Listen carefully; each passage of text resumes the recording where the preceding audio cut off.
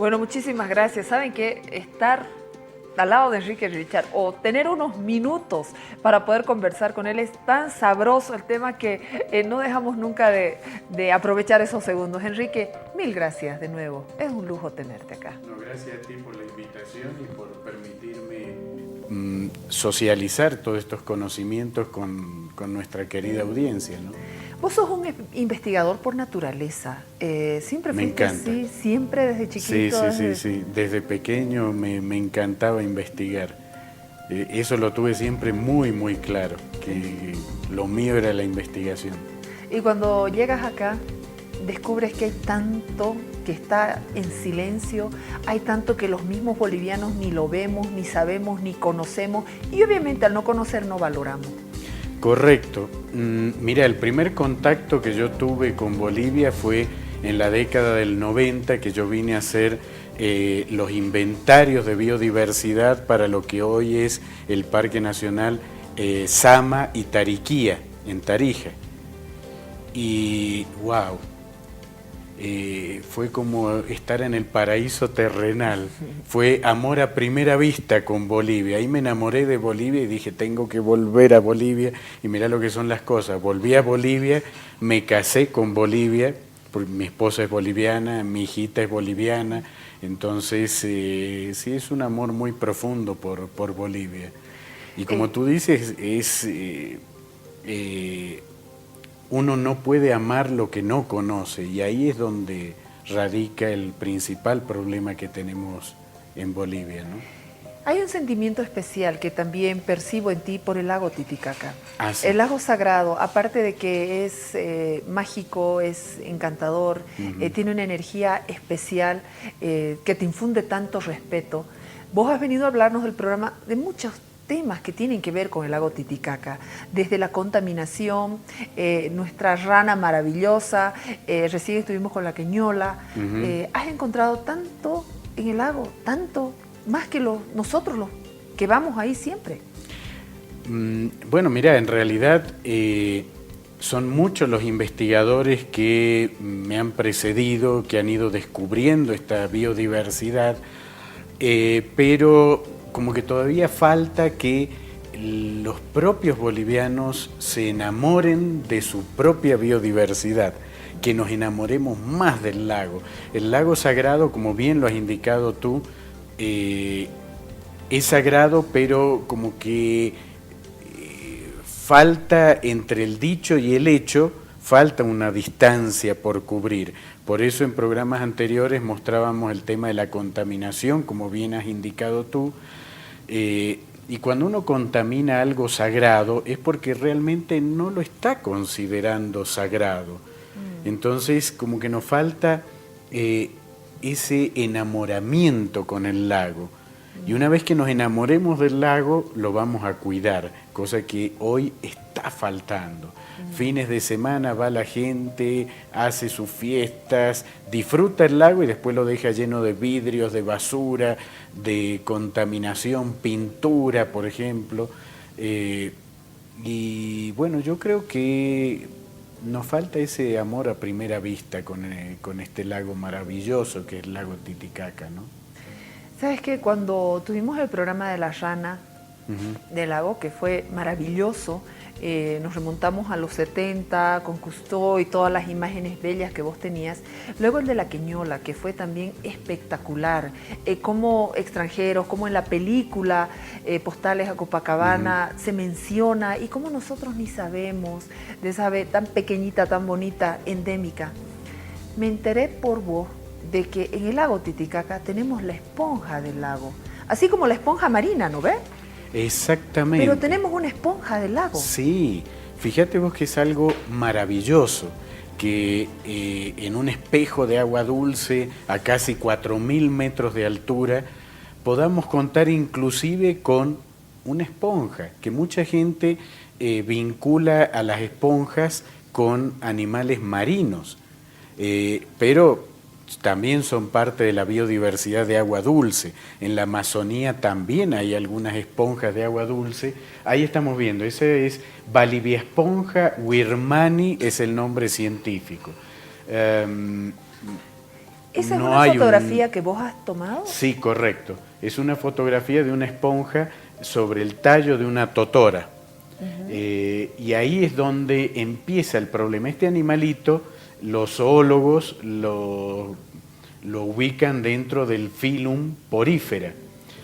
Ahí estamos viendo la contaminación del lago. Y los poríferos son un grupo de animales muy, muy primitivos que se alimentan por filtración. En la foto de recién veíamos una serie de poros o huecos, sí, que es por donde el animalito, a través de unas células especializadas que se llaman coanocitos, ahí estamos viendo algunos de esos poros, pero con una lupa se puede ver que todo el cuerpo está revestido por esos poros. Entonces los coanocitos tienen como una especie de látigo que crean corrientes de agua. Entonces estos animalitos se alimentan de partículas a través de esas corrientes de agua. Y eso los hace especialmente sensibles a la contaminación. Uy, claro. Víctimas también de la contaminación, porque al alimentarse a través de corrientes de agua, inhalan toda la contaminación también. Además, vos fijate el color que tiene, color verde, y eso se debe a algas verdes simbióticas que tiene y que le permiten tener una fuente adicional de alimentación a través de esas algas. Es como el reino vegetal. El reino vegetal tiene como simbionte dentro de sus células el cloroplasto, que antes lo considerábamos una organela y ahora un organismo simbionte. Bueno, un estado más primitivo es el que tiene Balibiesponja wirmani. Entonces es un animal fantástico. En mis clases de biología yo les mostraba estos animalitos a mis estudiantes en el laboratorio, la alimentación, ahí puede verse con una moneda el tamaño relativo, ¿no? Y bueno, justamente al ser sensible a la contaminación, es que hoy la tenemos en crisis, porque en los lugares más contaminados está desapareciendo esta esponja. Y el problema es que, nuevamente, volviendo al principio, a nadie le importa. Oye, discúlpame, pero ¿es gran cantidad de gente que sabe de la esponja del lago o no? No. O como yo, que lo admito humildemente, me he enterado por vos. Sí, es correcto. En realidad, la mayoría de la gente, cuando yo comento en mis charlas que hay una esponja de agua dulce en el lago Titicaca, se sorprenden, porque dicen, pero una esponja, si las esponjas están en el mar. No es así. Además te van a decir, las esponjas no son animales. Además te dicen eso, claro, porque claro, uno espera que un animal tenga piernas, patas, se mueva. Bueno, este animalito tiene un movimiento, pero interno. Hay que verlo con lupa el movimiento. En el interior, esas células especializadas con el látigo, que los biólogos le llamamos coanocitos, ese es el movimiento que tienen. Y tienen otras particularidades, por ejemplo, que que de un pedazo de esponja se regenere otra esponja. Es decir, tienen una capacidad de regeneración muy, muy grande. Pero en el lago Titicaca en estos momentos están en crisis. Están en crisis, ¿por qué? Porque justamente el sostén de la esponja es la totora y otras plantas acuáticas que los habitantes circunlacustres del lago le llaman yachu. Y le llaman el yachu a la vegetación sumergida, pero son muchas especies. Hay elodea, myriophyllum, potamugeton, y sobre esas plantas crece la esponja, se desarrolla, pero básicamente en el tallo de la totora. Y lo que estamos viendo ahí es la cosecha de totora, que hoy lamentablemente la totora subvenciona al ganado vacuno, al ganado ovino en las orillas del lago Titicaca, o como vemos ahí el ganado asnar también. Entonces, como hemos agotado las pasturas del área circunlacustre, ahora que no hay pasturas, es la totora la que alimenta el ganado. y lamentablemente con la totora se va la esponja, o sea que literalmente el ganado se está comiendo a nuestra esponja endémica del lago Titicaca. ¿Los pobladores saben? La mayoría no, algunos como que han observado que hay como una costra en la totora, pero no le dan importancia. ¿Por qué?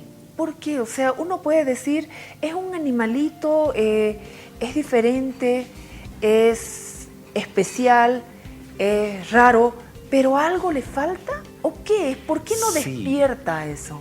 Mira, has tocado el punto exacto. El punto G de la cuestión has tocado.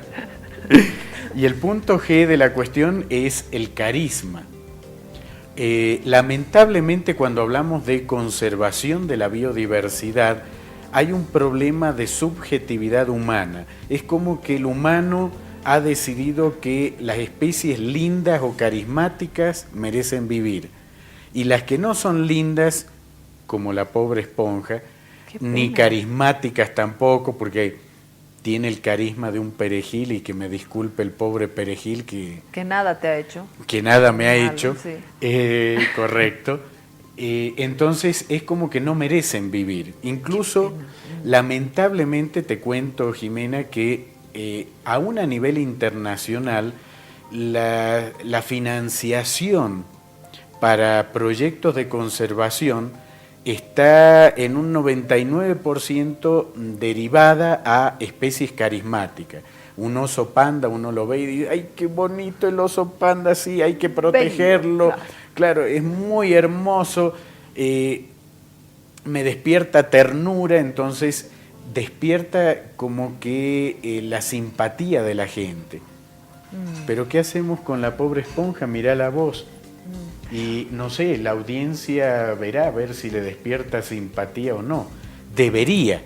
Sí, pues. Debería. ¿Por qué? Porque es una especie nuestra, propia, porque además es endémica, es única en todo el planeta Tierra, deberíamos sentirnos orgullosos de tenerla, pero la verdad es que la gente no le despierta mucha simpatía.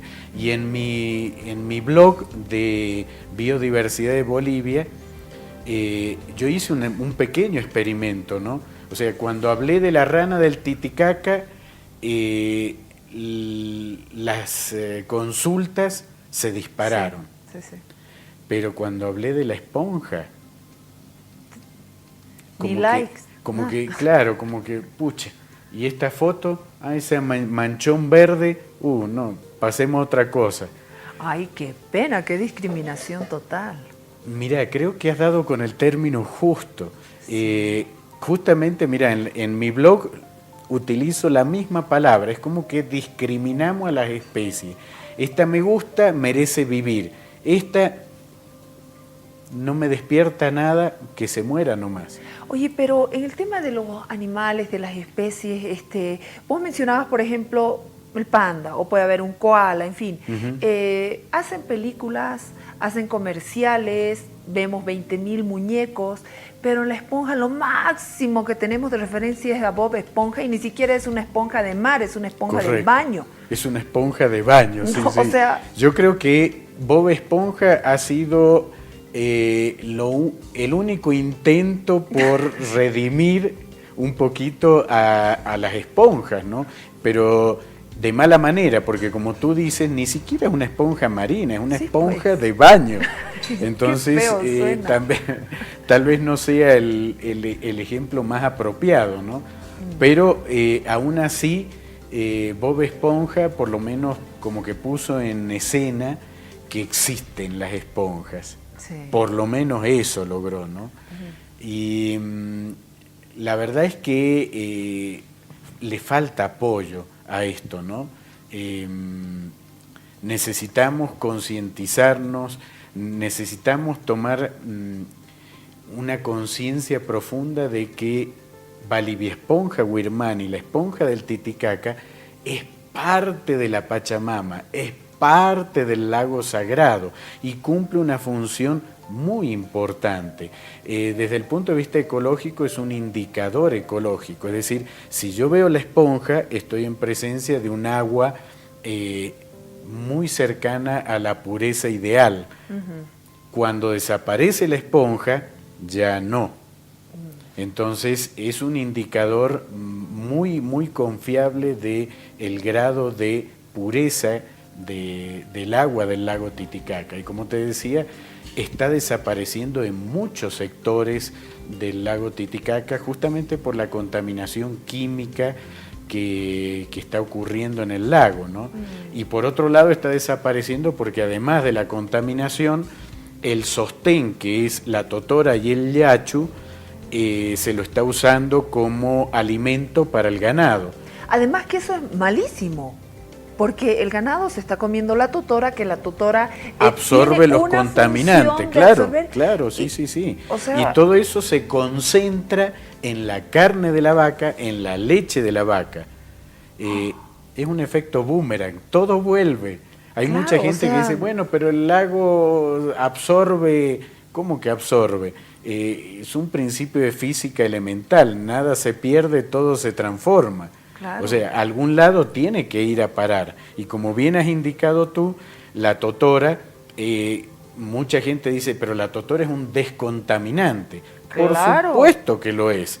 Pero ¿a costa de qué? De absorber del agua el contaminante en su propio cuerpo, igual que las otras plantas acuáticas. Entonces, eso se lo damos a la vaca todos los días y la vaca lo va acumulando, porque ese es otro tema. No es que la vaca come la totora y los contaminantes los defeca. Los defeca, no, tampoco es así. Claro. Los contaminantes se acumulan sobre todo en el tejido graso.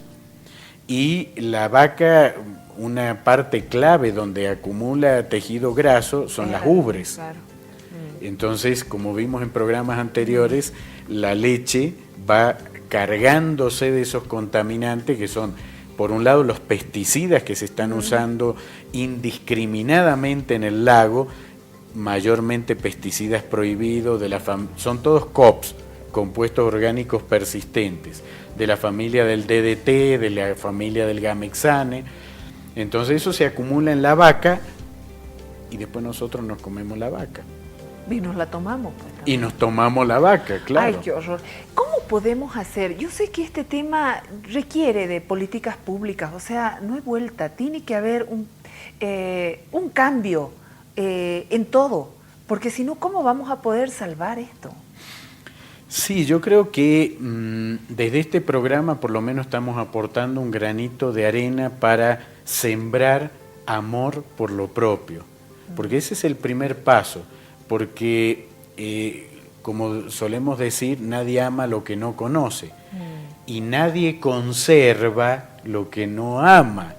Es decir, ahí está la parte clave. Para conservar el lago Titicaca tenemos que aprender a amarlo, y para aprender a amarlo tenemos que conocerlo, y de ahí que me parece súper loable que este programa tenga este bloque de ecología sobre lo nuestro, y en este caso sobre este animal tan incomprendido que es la esponja del lago Titicaca, tan poco comprendido como hasta ahora querido. Ojalá después de este programa haya un poquito más de interés y empecemos a querer a este pobre animalito que por no ser simpático, por no ser carismático, despierta tan poco interés. Claro. O sea, tampoco es que vayan al lago, busquen a la esponja del Titicaca, se lo saquen, se lo traigan como si fuera un... Ah, no, como trofeo, tampoco, obviamente. No, no, tampoco es eso. Esa es la responsabilidad que tenemos todos nosotros, ¿no?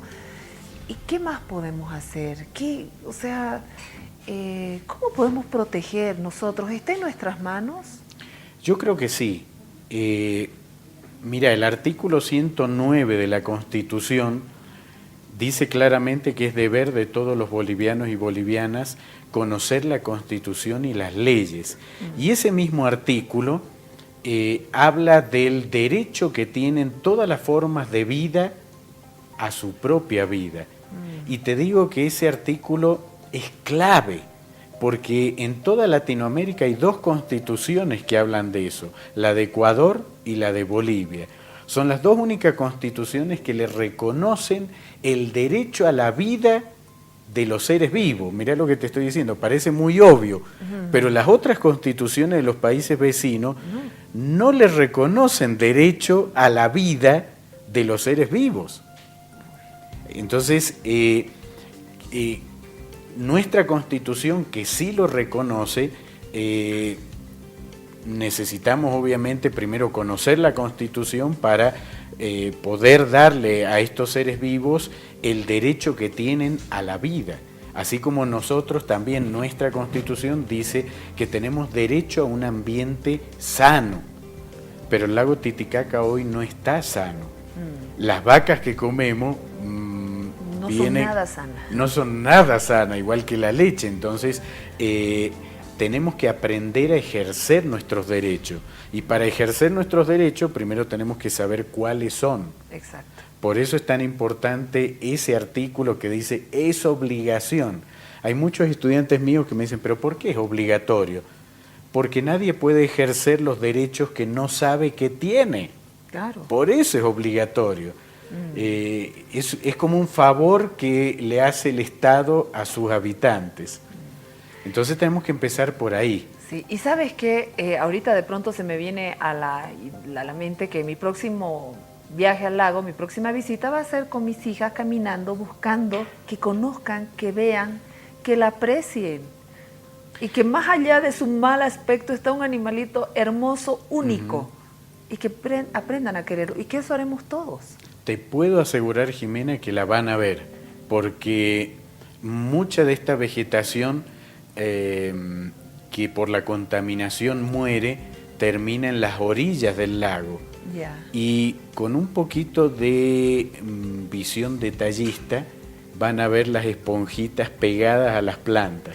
Por Guatajata, por San Guatajata, Pedro, San Pablo, incluso por ahí, por todo. Por Tiquina también. Ah, ya.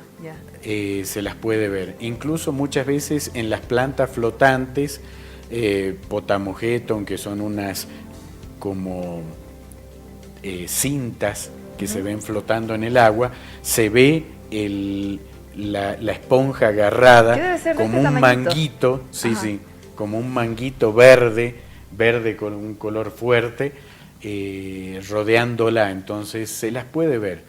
Bueno, esa que sea nuestra primera función, llevar a nuestros hijos, nosotros ir y empezar a apreciar a esta esponja del lago. Ay, que me dio pena.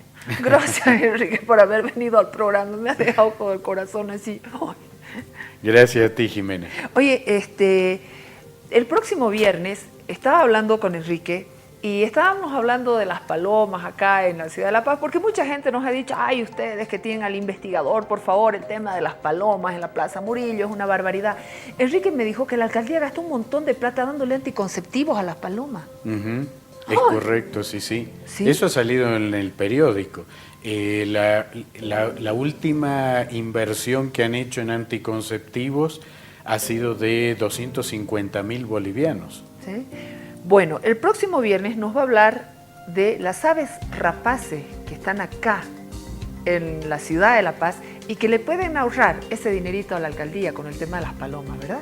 Correcto, así es. Entonces el próximo viernes. Próximo viernes hablamos de las rapaces. Bueno, impresionante programa con Enrique. Me voy a la pausa. Gracias, maestro. Gracias por venir. Gracias. Me voy a la pausa y enseguida regresamos para hablar de estos temas que no nos gustan hablar, pero que tenemos la responsabilidad de hacerlo. Vamos a hablar de la situación real de los albergues aquí en La Paz, con un conocedor, un investigador sobre esto, la realidad, qué es lo que está ocurriendo y cómo otras instituciones también tienen un trabajo preciso sobre esto. Está con nosotros José Luis Bedregal, especialista e investigador. Ya regresamos.